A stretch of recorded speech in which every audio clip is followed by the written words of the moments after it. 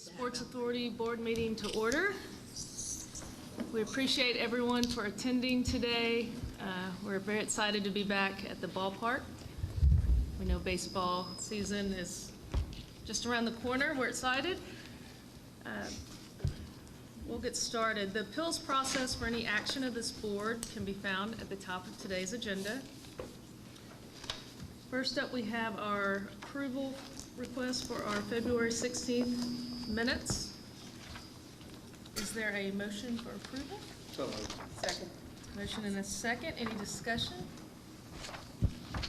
Seeing none, all in favor of approving the minutes? Aye. The minutes are approved. We are pleased this morning to have with us members, our friends from the Nashville Sports Council. I believe Scott Ramsey and Brandon Cox are both here to give us an update on all the activity that has been going on in our community. Well, thank you. I look forward to this. I guess Monica, on about an annual basis or so, asked me to come and give you a little update on what's been going on with the Sports Council and some of our events. And great timing. We just finished the SEC men's basketball tournament, so we've got a little bit of a summary there. But we put a few slides together because I thought it kind of summarized really the past year, I think, since we've been here before this group, and kind of give you a little bit of a summary of what's been going on. So let's see if I don't screw this up here too much. I think sometimes we obviously joke around, at least Kim and Monica, and before that with Toby, a lot about getting confused between the Sports Council and the Sports Authority. And I always like to kind of start a little bit with, we've actually got two nonprofits that we serve as staff for, both the National Sports Council and the Music City Bowl, two separate nonprofits, but they have a joint operating agreement where we share staff and obviously serve very similar missions of trying to recruit events and manage them when they're here. We had an unbelievable 2016. As you see here, we have done since 2001 consistent surveying of participants and attendees at our events. That has really kind of been very consistent over the years as far as measuring economic impact. And we've just really reported those survey results. We haven't manipulated them or added qualifiers or multipliers or anything like that to it, nor have we valued the media, which I'll show you in a second. But 2016, we had over 83 million in direct impact at our events, 75,000 hotel room nights, again, from those surveys on how long they stayed. And we had over 400,000 people attend the events during the year. Media-wise, we had 1,100 members of the media cover the events. Many of them here for multiple days, and we had over 36 hours in national and international television coverage. This is our 25th anniversary of the Sports Council. It was formed in 1992. Early in the 90s, cities started forming sports councils, sports commissions. They all had a little different names to really go out and compete for some of the major sporting events. Nashville got in the game in 92, and this is our 25th anniversary, and we're working on our fiscal year starts July 1. We're working on some sort of a 25th anniversary kind of a campaign to kind of take a look back and also maybe a look forward. But since then, we've had just under 800 million in direct economic impact and over 3.6 million spectators. Again, last week, another unbelievable SEC men's basketball tournament at Bridgestone Arena. Just a little recap, Kentucky beat Arkansas. If you weren't in town or didn't hear, we had over 190,000 people attend. That was up slightly from 2016. The last 2 days and 3 of the last 4 sessions were sold out at over 19,000 people in the arena. All 14 schools come to the tournament, which is great. It starts Wednesday night and moves all the way through Sunday. We're still kind of compiling all of our economic impact, but we've averaged the first 6 times we've hosted the event in Nashville since 2001. We've averaged a little over 17 million in direct spending. Next year, as part of our long-term contract with the SEC, we'll host the SEC Women's Tournament. We host that every 4th year as part of a 12-year agreement. We just finished year 3. So we host the men's in 3-year increments and then the women's. So next year in 2018, we have the women's. We have a week off, and then we're hosting the NCAA men's first and second rounds. March Madness, which starts today, will be part of that as one of the host sites in the first weekend next year, 2 weeks after we host the SEC women's.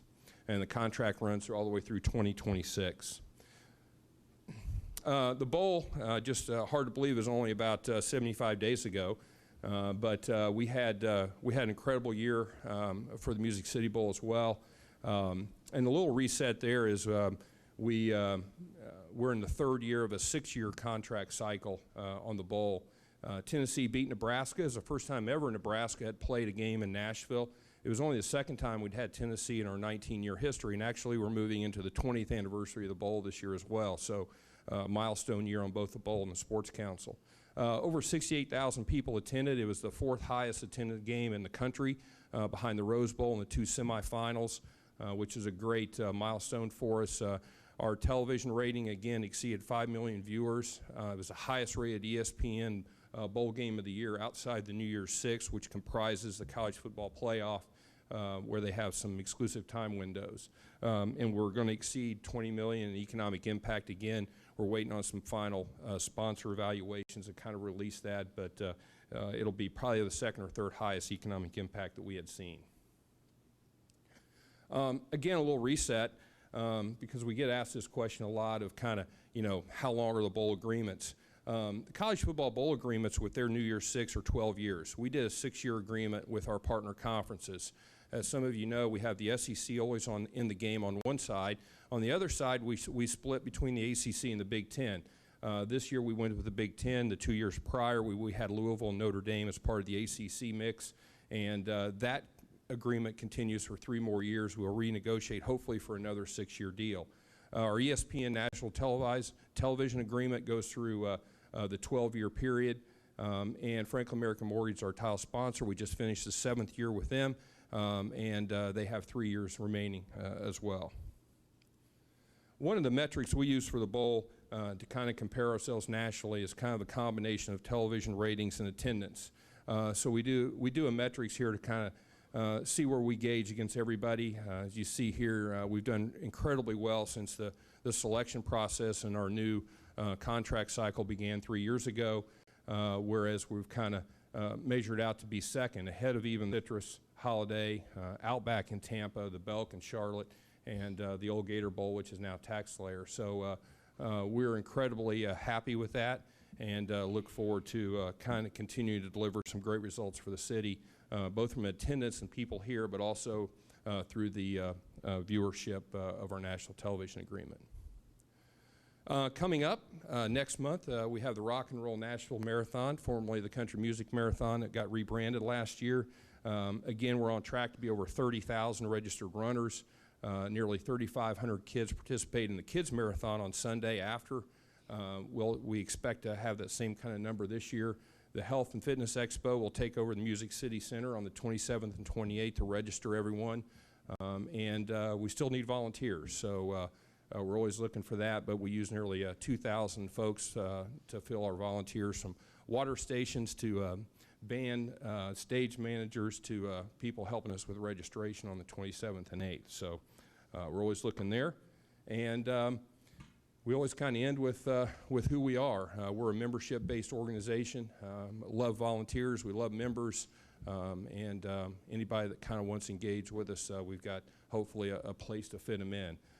We've got an exciting 2018 coming up, as well as the remainder of 2017 with, as I mentioned, the SEC Women's, the NCAA Men's first and second round, our marathon coming back in April, and then for the first time ever, we're going to be hosting the U.S. Women's Golf Amateur Championship with the Golf Club of Tennessee in August, which will be a national championship televised by Fox, and the first time that we've been able to host that event. So we're excited about that. So with that, any questions or? Yes, ma'am. Hey, Scott, thank you for your work, and thank you for these numbers and what you guys do. So the state of the NCAA and the ACC have kind of set some precedents on where they will and will not host sporting events. So North Carolina lost, it's somewhere between $40 and $60 million in sports revenue last year because the NCAA moved the Women's Soccer National Championship and the ACC moved a bunch of games. Is National Sports Council on top of that? And they moved out of North Carolina because of discriminatory state legislation. Are you concerned with that, on top of that? Do you need help? Well, I mean, we're certainly aware of it, Lisa, and we're following it closely. I think a lot of states are. You know, I think Commissioner Sankey was asked that question while they were here last week. Certainly, there's a lot of states dealing with that right now. And I know Texas in particular, there's an article about it the other day about some kind of workarounds should it not go the way that they want it to go. And certainly we're aware of it. We're staying in touch with kind of everybody from the legislative side on that. And the NCAA hosts a bid seminar every summer. So we'll have more specifics when we come out of that in June as well, about how they will move forward. Well, you guys in Nashville do a great job of hosting this event, so hopefully we don't get caught in that where North Carolina is. Thank you. Thanks. Any other? Questions? Thank you. Right. Oh, Margaret? I just want to say what a great job the National Sports Council does. And, you know, when you look at the summary and you look at, after 25 years, the impact that you've had in your leadership and the staff is amazing. And I've been on the board for a while, as some other people here who are on the Sports Authority, but you really do make a big difference, and I appreciate you coming today, and it's always good to see that kind of summary and the impact you're making, so thank you for coming. Well, thanks. And I guess to close, to add to that a little bit is, I think one of the things that we've seen ourselves set apart from is the partnerships that we've had in the city and the collaboration between not just the Sports Authority, but I know the Titans and Nissan Stadium folks are here today, great partners. Certainly Bridgestone Arena and the Predators are here, and now First Tennessee Park. So I think our community has worked together well and better than most in hosting major events when you start thinking about all the logistics and behind the scenes and venue operations and scheduling.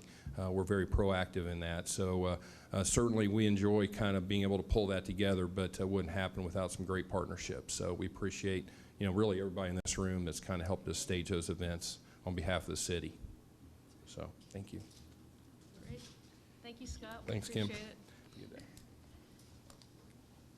Monica will give us our Executive Director's report. We understand it's a lengthy one, and look forward to... It's a little lengthy. I'll try to keep it as brief as I can. Thank you all for being here. I know Scott and Brandon have to head out, but I also do want to thank them. They really do a fantastic job, and the numbers, I think, kind of speak for themselves, and just some great successes that we're seeing, you know, with the basketball, with the Music City Bowl, and some of the upcoming events. So we're really excited about that.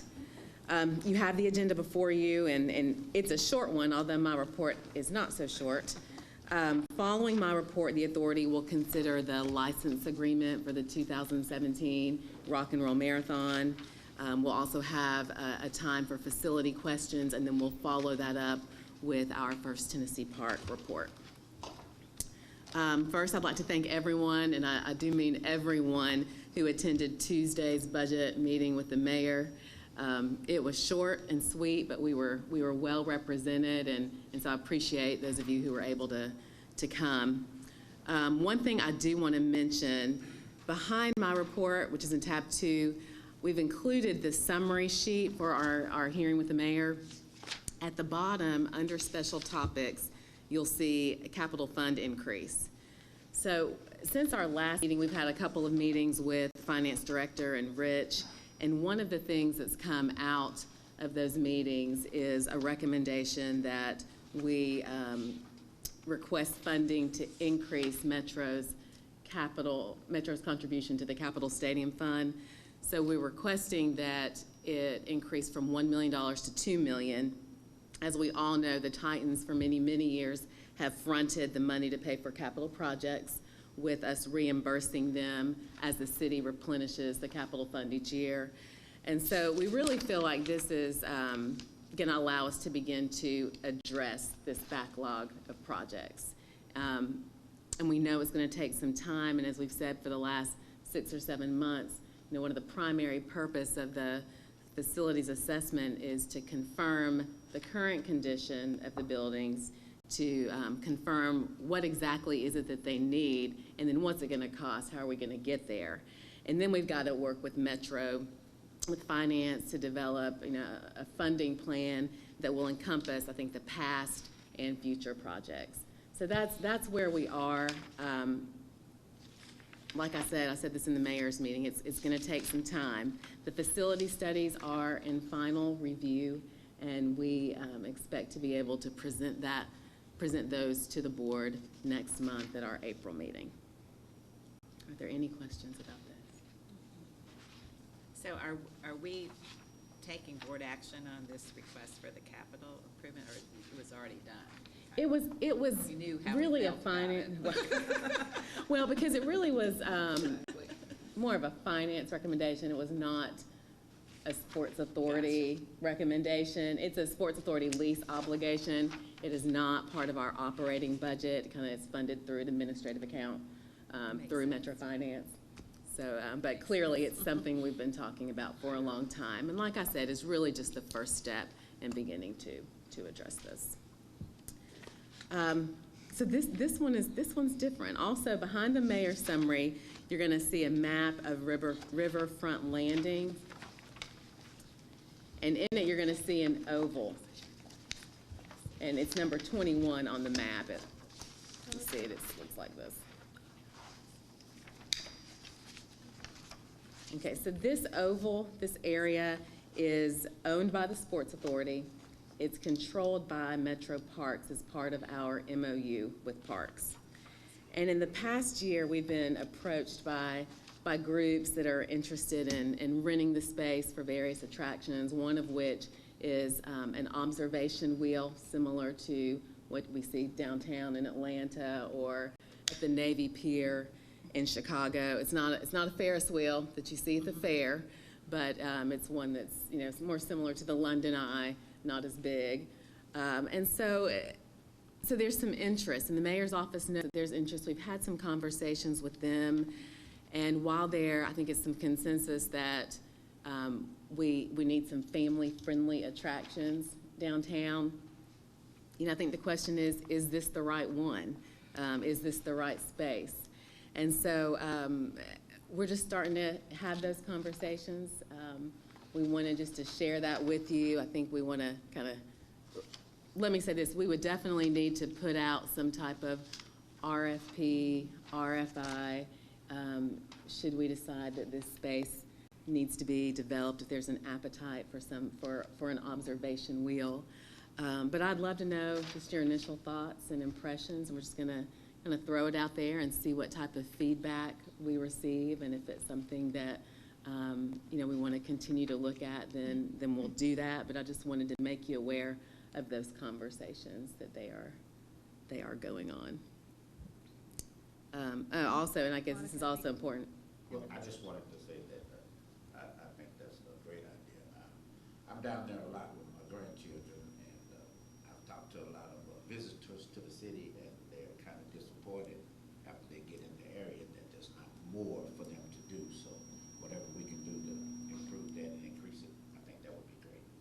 Well, I appreciate that feedback, and clearly, we would need to have some real conversations with the Titans and the bridge building and the other stakeholders that are in the footprint. So, the conversations are beginning, but again, we're just interested in your initial thoughts. And Monica, what happens in there right now? I mean, is there it's green space. There have been some yoga events there, but there's not a daily okay. activity. It's just kind of used and needed, and again, maintained by Parks. So if there's a group that's interested in using it, they would go to Metro Parks and work out an arrangement with them. How much space? How many acres? Was it an acre? Ooh, it's really not a lot of space, and I have the dimensions, and I'll have to get those to you. But when you're over there, it's right in front of La R. You'll see it. It's not a large space, but it's large enough to do more than probably what it appears to be. Is it this or this? It's Can you this tell the one. numbers? 21. And if you combine 21 with 17, which is where the area where there's The Cumberland like an amphitheater Park, and the little park down there, that would be some way to tie them together. to time together. Yeah. So, but we'll please send me your feedback, and we'll continue the conversations. But Moving on, Metro Purchasing, and this is also impacts this area right here. Metro Purchasing has issued a 6-month extension for our parking contract with Stewart Logistics. We are currently trying to assist the Mayor's Economic and Community Development Office with some corporate relocation, and they need some parking spaces, and so we're just having some conversations with them. Parks, of course, is very interested and very involved in the use of Lot R, which is the request that we've received for R. We're also looking at T. But until we nail down that piece in terms of a possible corporate relocation and parking, it makes it very difficult for us to finalize the parking RFP. So we've been in conversations with Brasher and Stewart Logistics, and they are very aware of the process that we're just working through right now. And as more information is provided and we work through it, then we'll bring something back to you all. We'll keep you updated, and at the appropriate time, we'll let you know. So the 6-month extension would mean that we would need to have something in place in terms of the RFP by, I think, October. That's what we're looking at. Will you take us through, looking at this parking lot map, just remind everyone which, I know most of the lots are controlled by the Sports Authority, but especially as we're kind of moving into the next agenda item too. Do you mind just Yes, sure. So through? if you, on the back of the park page is the map of Nissan Stadium. So currently Lot A is used by the Downtown Partnership for their downtown shuttle program. Lot C is controlled by the Titans. Lot B is used by UBS, which is a part of the ECD deal. The Downtown Partnership works with them in their program. And then Lot D is still used by the state. I think, as all of you know, the state has an option for 4,000 spaces at Nissan Stadium. And so they have continued to use Lot D since they moved while the ballpark was under construction. Lot N is a lot that we rent out a lot for conventions, for staging of semis, and for boneyards. Lot P is kind of what we call the RV lot. Lot R is used by the Bridge Building, so they have an agreement for spaces, and then, of course, Metro Parks and Cumberland Park. Lot T we often use as overflow. The lots that are on the perimeter of the stadium itself are controlled by the Titans. That's lots J, K, H, S, G, and M. Lot E is used for parking for Juvenile Justice Center, and there's a pay lot there, or a pay machine, I should say. And then Lot F is also used for downtown parkers. So clearly Monica has a wealth of information in her mind. Is it possible that we might get some kind of breakout? Yeah, absolutely, absolutely. There's a lot going on there, but we're happy to No pun intended. break that down for you. I think visually that would help. Thank you for Yeah. taking. We do have one that's color codable. I think I We'll get that to remember. you. Just a couple more things. We want to thank everyone who was able to attend the announcement of the Bellevue Ice Center. I was out of town. Margaret and I were out of town at the SEC Women's Basketball Tournament, but I hear it was very well attended and a good time. And during our time for facility questions, I think David Kells or someone from the Danny Butler maybe will come up, and we'll give you just a minute, and then he's ready to talk about it, and we'll hear more about that. Lastly, Information's in the front of the packet. there's an I think it was article added. in the front of the binders on the announcement of the new rink. And then lastly, on Monday, March the 27th, we will pitch our public investment plan to the PIP committee. As we talked about last month, our plan is to request funding to purchase 2 Mamavas, which are Mamava suites, which are pods that are designed for nursing breastfeeding women for use at Nissan Stadium, First Tennessee Park, and hopefully to be used at some of the citywide Metro-sponsored special events.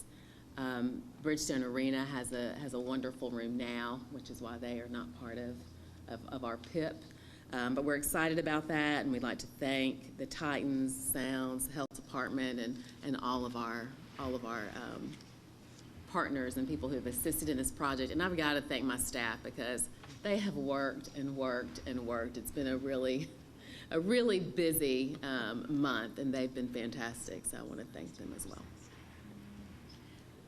What time is that on the 27th? Is there a time yet for the? We have not been given a time yet, but we're expecting that soon. We'll let you know as soon as we receive it. Are there any questions? If not, that concludes my report.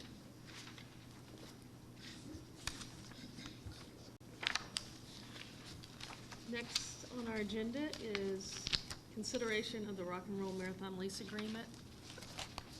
I guess this is me too. Yes. So Scott alluded to the Rock and Roll Marathon, which will be back the weekend of April 27th through the 30th.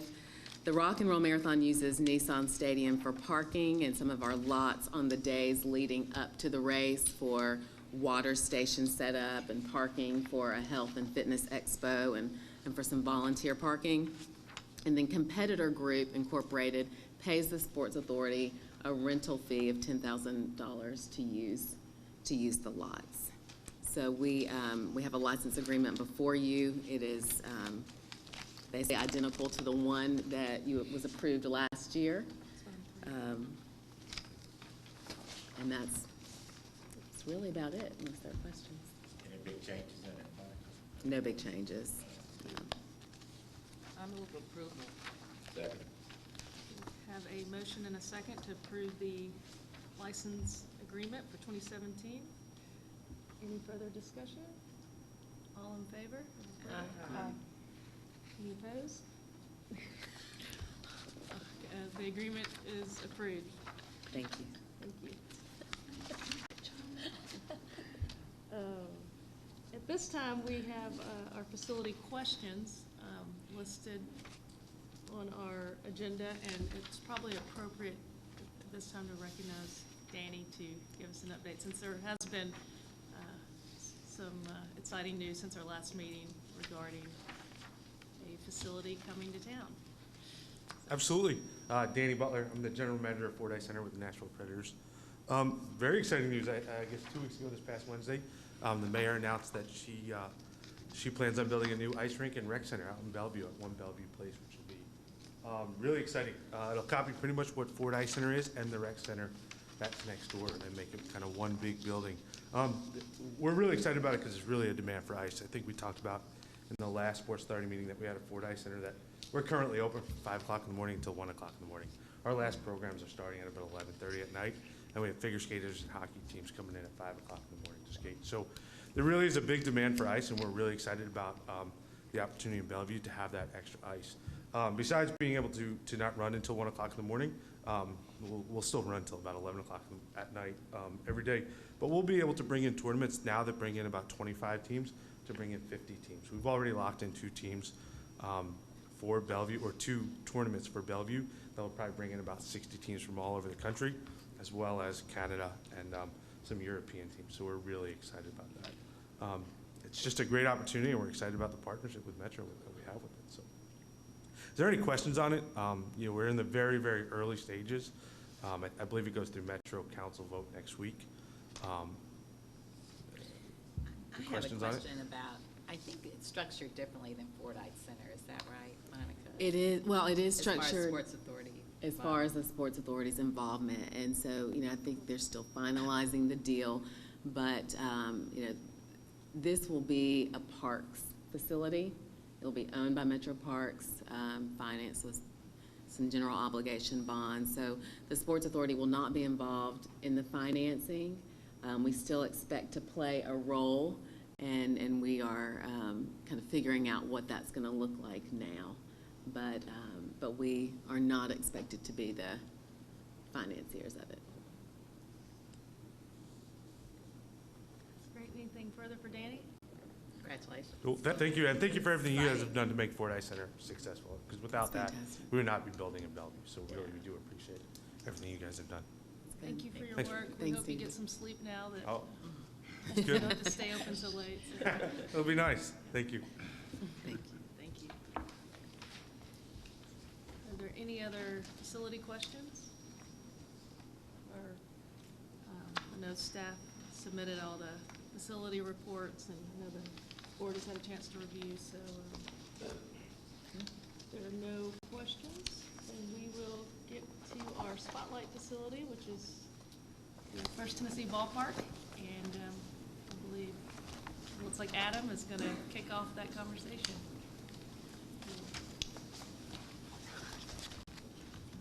Good morning. Adam Noose, General Manager for the Nashville Sounds. First time I've had an opportunity to start this off. Usually Doug represents us so well, as you guys all know. Certainly a blessing to have him on the staff to keep the ball rolling, and does a great job for us. Also hard to follow last month when the Titans General Manager came up and had a lot of insightful things with John Robinson.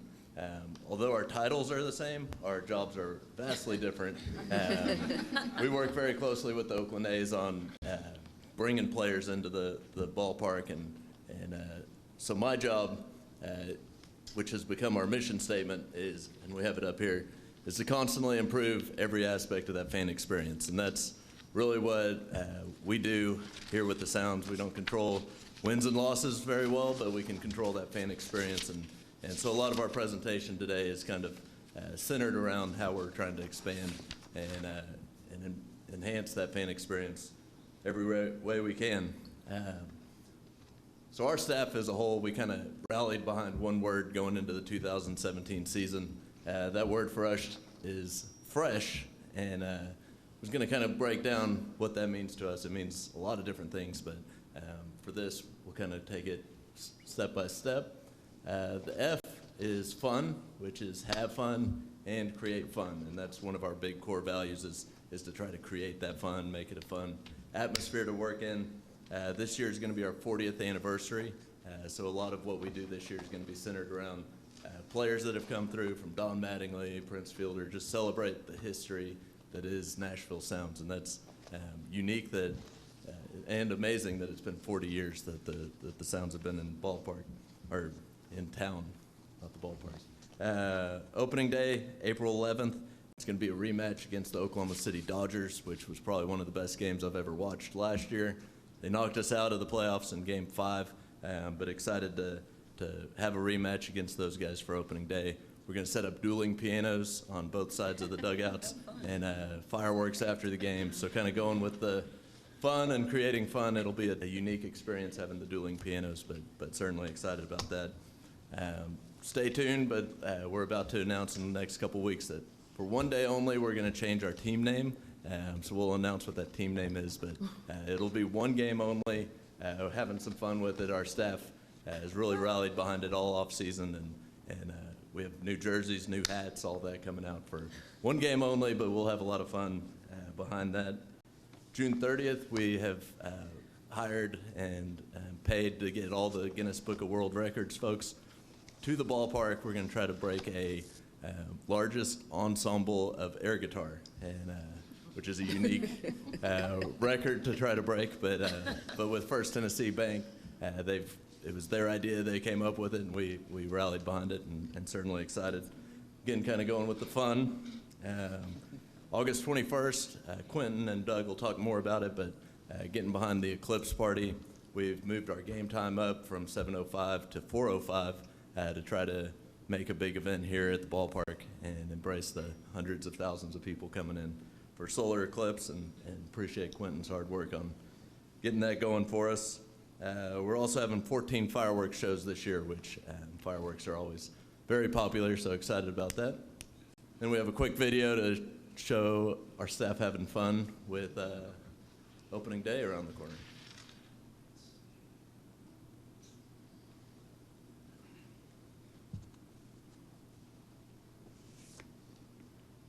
Hot dogs! Hot dogs! Is that hot chicken? No, hot dogs. All right. Get your hot dogs here. Hot dogs. Hot chicken? No, they're hot dogs. Hot dogs. Hot dogs. Is that hot chicken? No, hot dogs. Whatever. What's up with these people, man? Can't they see they're hot dogs? Hot dogs. Delicious. Hot dogs. Hot dogs. Booster at a hot dog stand? Surprising. What's not surprising, Nashville Sound's single game tickets are now on sale. Get your tickets today. Call 615-690-HITS. Hot dogs. Get your hot dogs. Hot dogs. It's obviously a play on the iced tea lemonade concept, but certainly something that we've had fun with. The next letter, R, is represent, and that's represent the organization positively inside and outside the organization. And really excited about an absolute all-star on our staff and in this community, in this industry. Destiny, she'll come up and talk a little bit about what we're doing in the community. She's taken over that department and really taken it to another level, and that's a big part of what we're going to try to do as an organization is represent everything Nashville Sounds in the community and make an impact. The next one, E, is to execute unexpected customer service. So we ask you, when you come to the ballpark, to let us know how that customer service is. We've hired some third parties to come in and challenge us in every department that we can think of and every department that we cannot think of, all at the same to try to make sure we're providing that unexpected customer service. S is strong, which is be strong, bold, daring, creative, and purposeful. And with that, we've gone out right next to the bandbox. We've created an outdoor suite that's going to be right by the bandbox. Invest a little bit of money to try to create a suite experience out there, and so you'll start seeing some improvements out there. We hired Barry Zito, who was a former Cy Young Award winner, pitched for the Oakland A's, played with us the first year here, but he's gone on to be into the music career, so we partnered with him to try to create a theme song. So everything that we do, our rally song, our marketing pieces, everything will be kind of centered around Barry Zito, who lives here in Nashville, a songwriter, kind of a neat story there. We'll play that song here at the end for you. We're bringing back Celebrity Chef this year. We're going to have 22 nights where we're going to have 5-star restaurant chefs come in and take over a concession stand, kind of bring a different feel each day. They're going to bring some unique items to come out, try to get some food bloggers talking about us. Putt-Putt course will be back, which was a huge hit last year. We've made a couple little improvements, but really excited about Putt-Putt. And special events, Doug's going to talk a lot on that, but I feel like there's a huge opportunity here to have special events, from concerts to anything you can think of. We want to have here and make it known as a special events center. So quick video here on another jersey that we've created. For every Friday, we've tried to embrace kind of the city of Nashville, a little bit more of the state of Tennessee, and so we created some new uniforms that we're going to have for every Friday game this year, and certainly excited about it. Here's a quick video.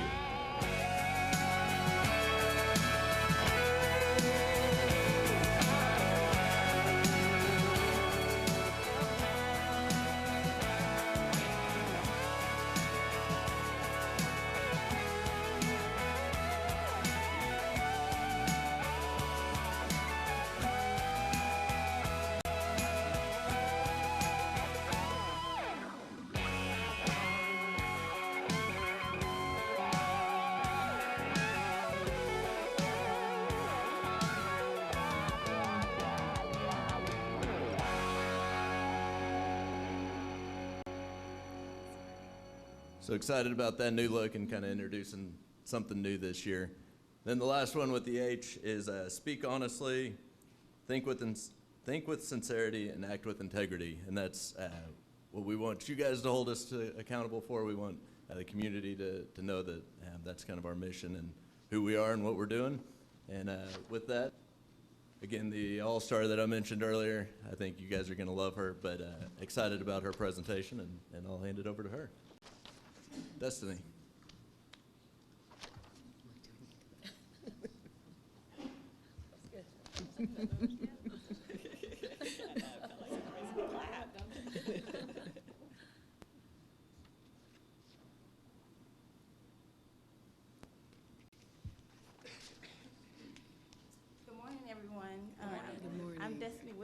am the Community Relations Manager here with the Nashville Sounds. And I've been really honored to kind of take over the Community Relations Department and really try to refresh it and make it where we are really trying to be impactful and really support the community that supported us for these past 40 years. So I'm just going to go through just some of the things that we've done since January 1 so you get an idea of where we're headed and talk about some of the things we have coming up this season. The Oasis Center, if you are familiar with Nashville or any of the community centers here, the Oasis Center is a wonderful place that really, really tries to work with at-risk teens. And when I was younger, I grew up, born and raised in Nashville. They did a lot of college prep and college admissions help, and they helped us fill out the FAFSA, anything you could think of. And they've kind of turned that into something to be all-encompassing. So they have a facility on site where they can house at-risk teens who are displaced or homeless. And they also have a store where they can go in and they can get free clothing. So they have people donate gently used clothing.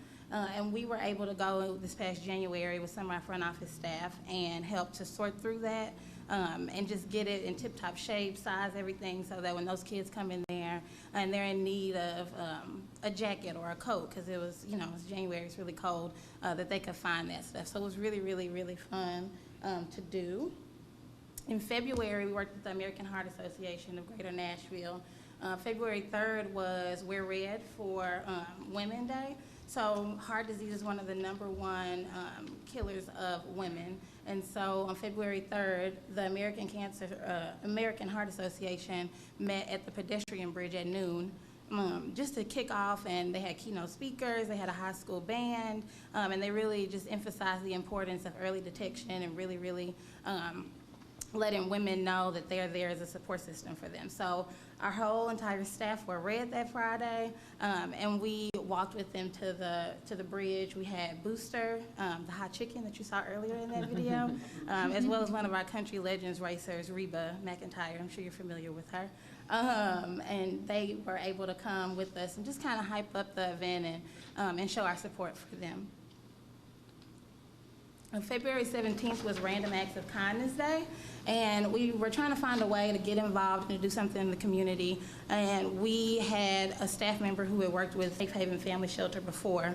And if you're familiar with any of the shelters in the area, it's really, really hard for a shelter to take on an entire family. So Safe Haven is one of the only shelters in the area that takes on the entire family, no matter how many they have. And so we decided to dedicate our time that day with those individuals you see in that photo, just to help them out with whatever they needed. And that particular day, we helped clean up their playrooms and disinfect because it was during flu season. And then we also helped organize their pantry. And so what they do that is absolutely amazing is they send every family with a mattress and bedding for each family member when they leave. And they get into their new home, so they have something to put in that home, and then they have every household product you think of that you would need, Pampers, diapers, formula, cleaning products. So we help take inventory of that space and just really love on them and show our support, and we'll go back with them in September, I believe, and we'll do a hospitality event where we'll actually get to dine and cook and prepare a meal for the residents of Safe Haven. So that was a really, really fun project that I think we all enjoyed. Read Across America Week is in honor of Dr. Seuss's birthday. It was February 28th to March 3rd. So there was a kickoff the Friday prior to at Carter Lawrence Elementary School with Mayor Berry and a lot of other local celebrities. Miss Tennessee was there, as well as a lot of local news reporters and people you see on TV locally.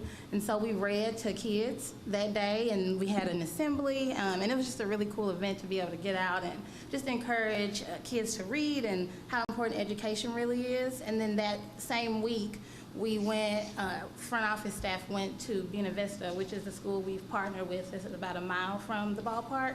And we read. Their goal was to have one reader in every classroom every day for that week.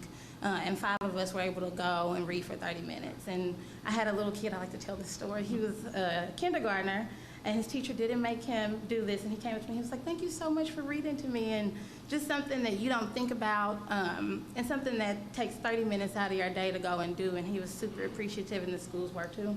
So we were very, very happy to help.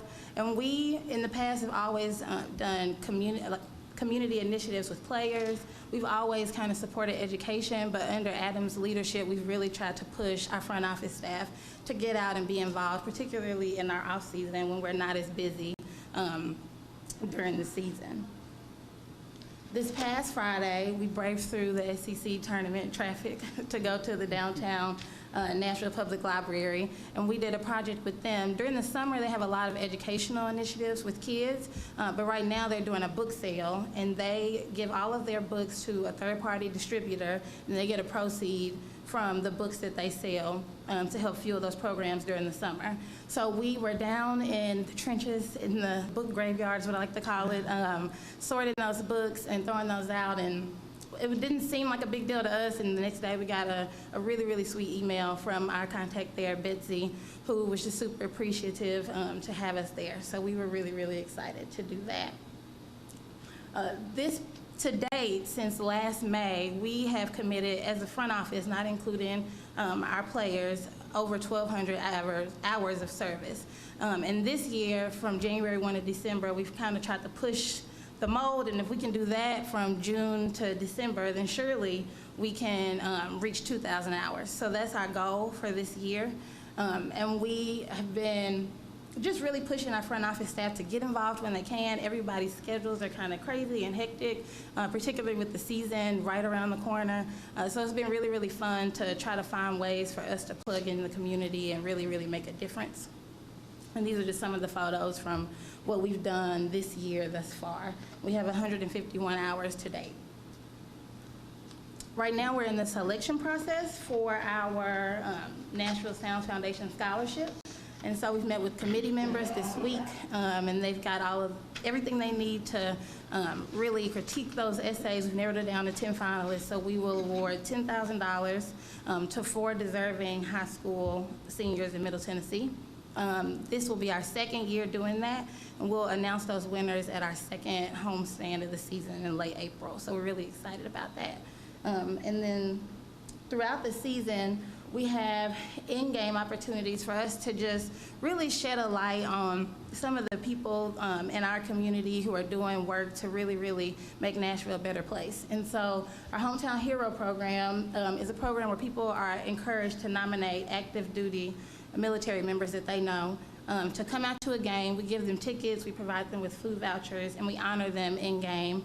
And it's been a really, really fun program to work with, and all of the servicemen and women are so different, and their dynamic is different. A lot of them aren't from here, some are from here, so that's been a really, really fun program. So I encourage everyone here, if you know an active duty service member, please, please nominate them. We'd be happy to have them.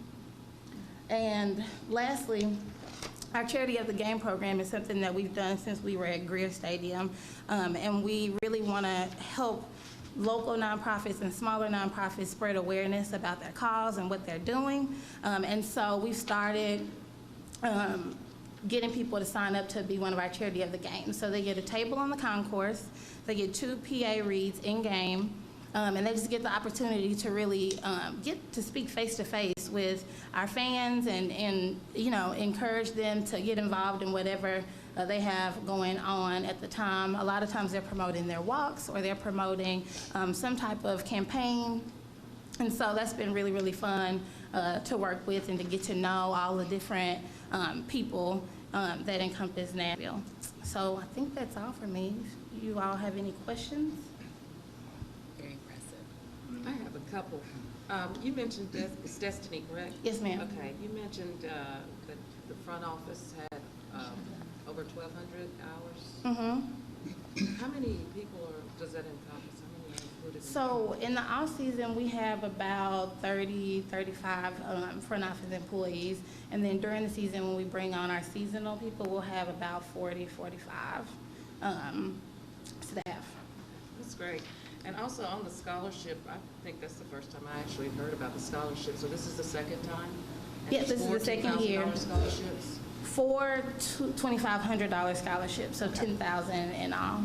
And so, can you tell us a little bit about the criteria for those scholarships? Yeah, so they have to send in an essay on a particular prompt that we select. This year's essay was about leadership and how they define leadership and how they showed those characteristics and how they'll continue to do that in college. And so they'll have to submit a 2 to 3 page essay. They'll submit 2 letters of recommendation from a teacher or a family friend, and then they'll also have to fill out an application, and they'll send that in. And so last year, it was kind of like trial and error. The essay topic last year was about what level of adversity have you faced and how did you overcome that? So this year was a little bit more focused in on one of the things that we hold true to is leadership and how important that is for kids to really learn how to be an effective leader. And so the essays were wonderful to read. If you ever want to read an essay, come and see me. I'd be happy to send some your way. So those were the criteria. That's great. So, let me ask you a question. How do you get that word out to the kids to submit an application? So we created a database with all of Davidson County and the surrounding counties, school counselors. So we send it out in an email blast. It's been available since October, late October. And then we've had a huge social media push. So on Twitter and Facebook, and then we did a press release about that too. And so it was really, really on the back end this year. So I was like super nervous. I was like, oh my gosh, we don't have that many applicants. And then that last week, I was like, be careful what you wish for. Because we had a bunch of applicants. We had 130 this year compared to 80 last year. So hopefully we can continue to spread the word about that. With regard to your charity of the game, are you full for this year? We are not full. We're still accepting applications. So any charity that was interested in participating this year could contact you and or potentially arrange a date for them to be the charity of the game? Yep, every Thursday through Sunday game. Okay. And what's the criteria for They that? have to be a 501c3 organization, and that's pretty much it. There is a $100 fee associated with it, and that covers their 4 tickets and their tabling space on the concourse. And again, what do they get for that, or if they're chosen as charity of the game?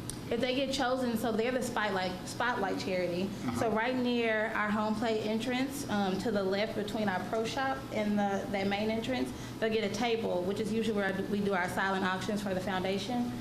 So they're right there when fans get in the ballpark. They're able to hand out promotional merchandise. They can hand out wristbands or pins, and they can really get to talk to the people. Some people get really creative with it. We've seen people play games and have some type of raffle where they can come back and win a prize. And it's kind of what the organization makes it. Sometimes they might bring people who are affected by whatever, affected by whatever that group supports. So we had the National Alopecia Foundation here, and they brought kids out who were affected by alopecia. So it's kind of whatever they take on. If they have a mascot, we've had mascots come out on their behalf and kind of interact with Booster. And then they'll get those 2 PA reads in game so people can really kind of know what they're about if they've never heard them. Sometimes the point of contact is really key for those smaller organizations that don't really have a platform to go out besides social media or Facebook, and so we're happy to provide that. And what type of lead time would they need to have their application in to do something? So it depends on just by priority. So we may still have a few openings during the season, and people can still actively apply. And all the information is on our website under our community tab, and they'll be able to reach out to me or Allie, who is working with me this year in community relations, and we'll help schedule them and coordinate with them so they know when to get here and all the details. It is on the net. It is. The Hometown Hero nomination form is also on our website, and they'll submit that online. Thank you. That's great. Any other questions for Destiny? We appreciate your time. Thank you. Thank you. That's good.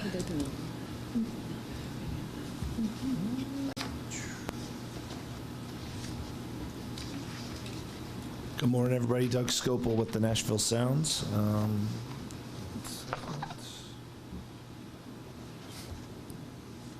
Okay, so I'm going to go through a couple different things. Kind of a preview of the Sounds team this year. We've talked about it a little bit in previous meetings. They're down at spring training in Arizona right now. We're excited about the group that'll be coming here. They get to Nashville April 2nd in a couple weeks.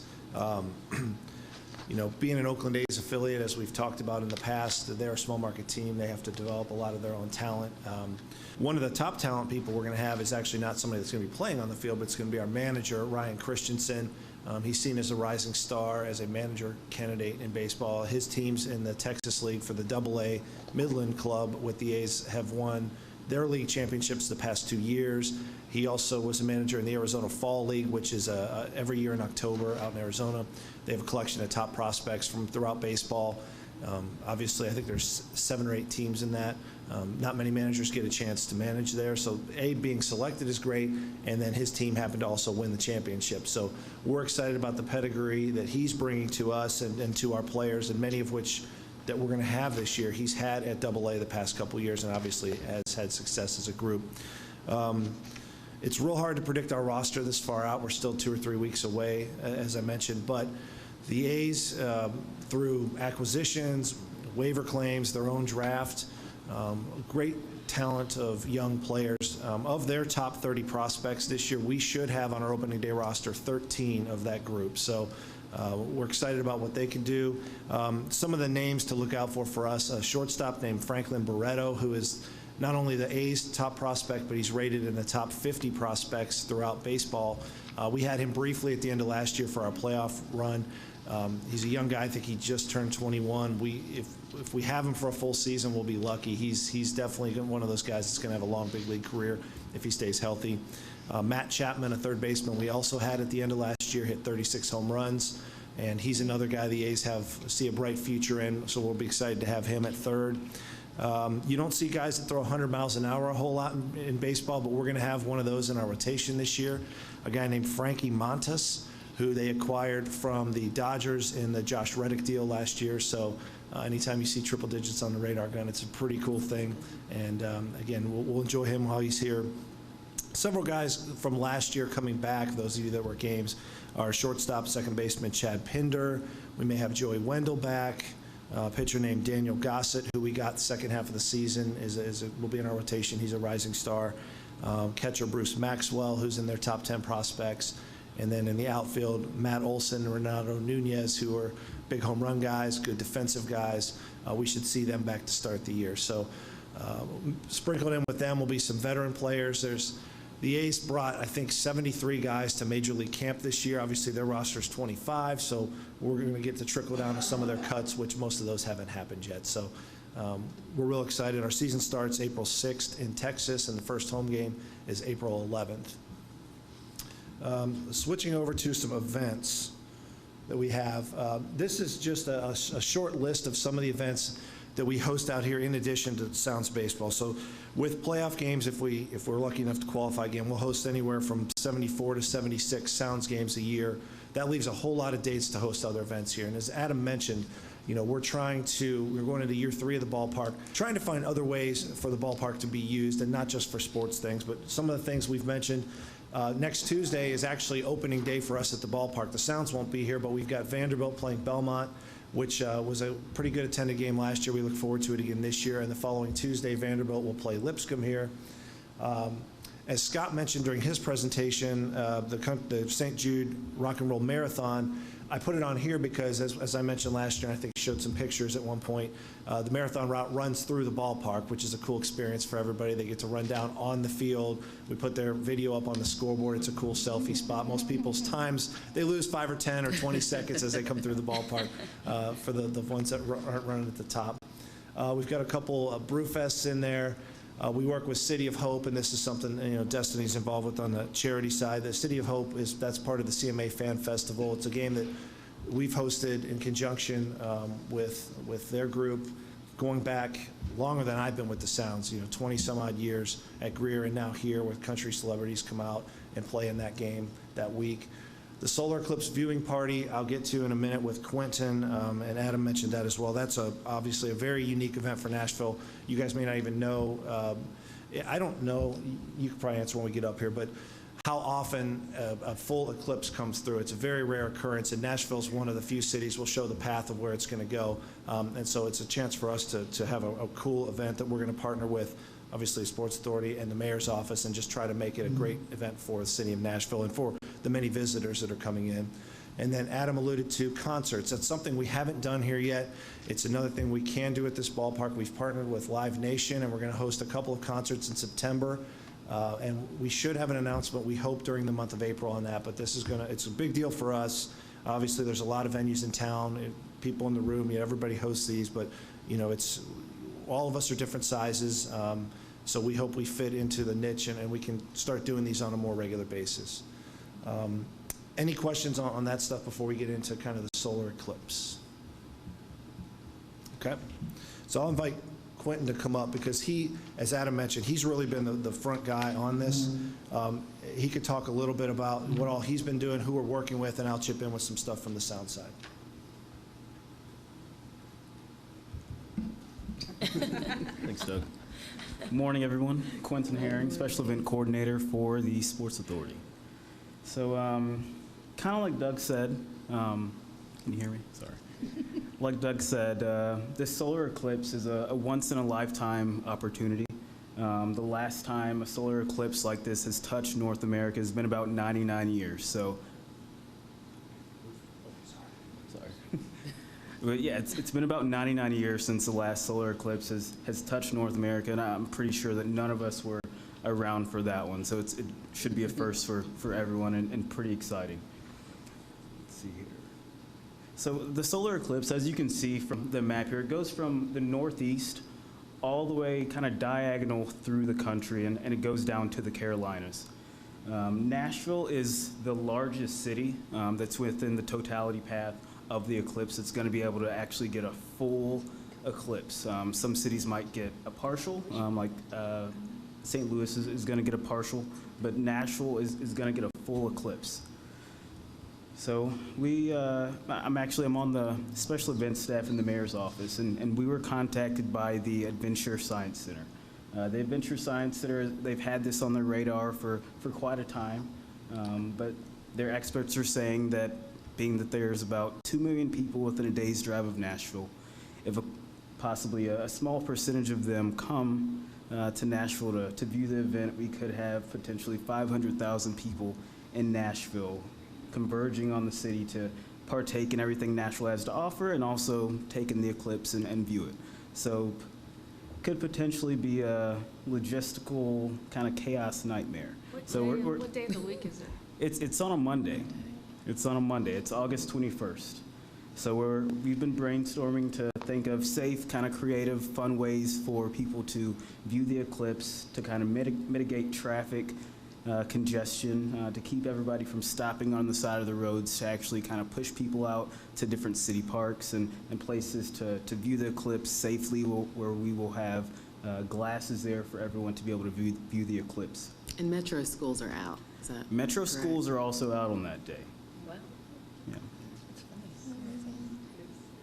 So kind of what we figured out to mitigate traffic on that day is I've partnered with the Downtown Partnership. They're going to be donating shuttles on that day, so that'll be our little gift to the traffic gods, that we won't have as many people on the road. So we're going to be staging shuttles from the mayor's office, the courthouse, and also Nissan Stadium. Right now we're working on programming for the event. Potentially our programming is going to consist of live music. Possibly the Nashville Symphony will be involved, playing during the event. We're going to have games with the audience. Astronomers will be on site educating people about the eclipse. Celebrity scientists will be kind of giving talks, and we're going to stream that on the guitar that's out there. Also, sci-fi movie clips like Star Wars or E.T. We'll also have clips like that on the guitar as well. And to kind of finalize that, Mayor Barry is going to throw the first pitch of the game. Like Doug said, we've moved the time of the game up to 4:05, which is going to back up directly to the event. So we're hoping that people will, that are also attending the event, will also be able to attend the game as well. What time is the eclipse? The eclipse is going to be, it's at 1:27 in the afternoon. That's crazy. How confused. Yeah, and it lasts about a minute and a half. Okay. That's the total. That's the full eclipse. So there's a partial eclipse that's beforehand that takes about an hour for the moon to move in front of the sun. Then there's kind of that minute and a half where everything goes dark. It's going to get a little colder, and it should be a unique experience. Yeah. And then after that, there's the moon moving away from the sun. That's another hour or so. Yeah. Any other questions? This is a stupid question, and I should have paid attention in science class. If you look at an eclipse, do you go blind or something? I mean, So you don't go blind. Kind of the thing with the glasses is everyone wants to wear glasses because something's going on with the sun. You're going to look at it a lot longer than you normally would. If you're constantly looking up at the sun for a couple hours, you could potentially have some damage. So that's kind of the benefit of the glasses. Got it. Yeah. Thank you. Yeah, no problem. Christy always asks the questions that we're all thinking. So, I asked the same question. It's fine. Just get Christy. She'll do it. Thank you for that report. That was awesome. Thank you. We'll all come in blind next day. That's right.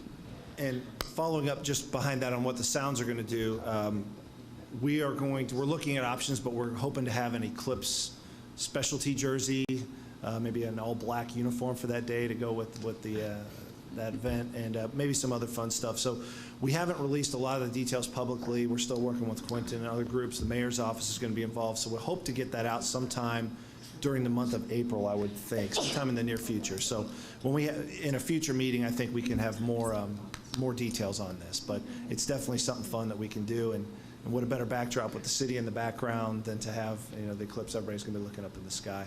And that's, again, touching base on all the events that we do out here is, it's a great backdrop for the city. We want this to be used. I mentioned some of the big events that are out here. I didn't mention a lot of we have luncheons up here. We do things with the Sports Council. There's a lot of charity events up here or out at the bandbox or in the mini golf. There's just so many uses for it, and we just continue to try to grow, working with Adam, working with Destiny and her charity partners to try to find ways that people can better use this wonderful place for whatever event they might have.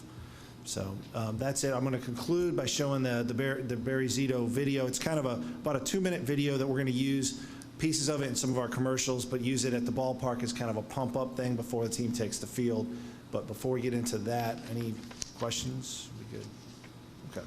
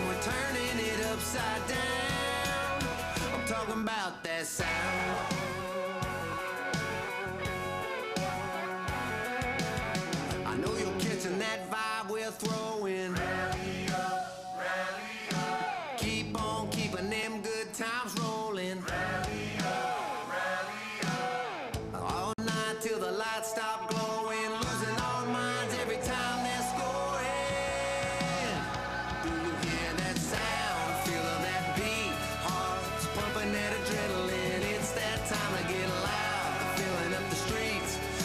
gonna hear us out in Georgia all the way to California. It's a steady rush, you can't see or touch, 'cause we're taking this town and we're turning it upside down. I'm talking about that sound. Light 'em up, fellas.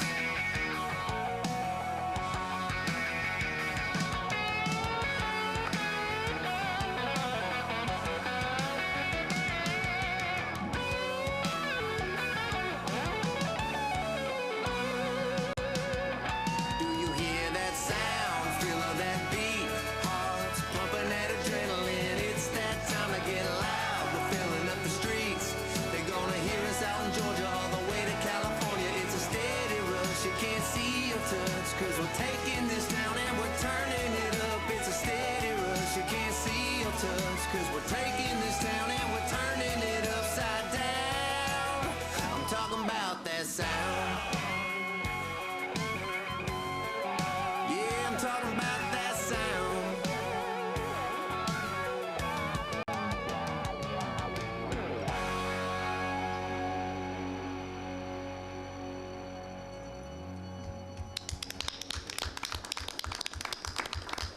So most people come to Nashville for some reason to get in the music business. We happen to have a multiple-time All-Star, World Series winner, Cy Young winner that helped us out with that song. So a lot of credit. You'd think that was done by some production studio. We have a multimedia production team, guys named Brett and Eric in here that put that together and did a fantastic job on it for us. So that and pretty much everything we do is self-produced. It's amazing the creative talents that we have here in this building working on a bunch of different things.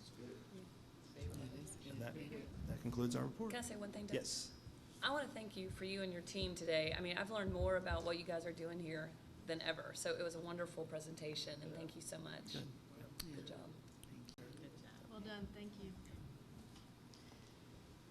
Our next meeting will be April 20th at Bridgestone Arena. Don't forget to leave your binders here. We will recycle those. And if there's no other business, we'll entertain a motion to adjourn. So moved. Second. All right, all in favor? Aye. Thank you. We're adjourned.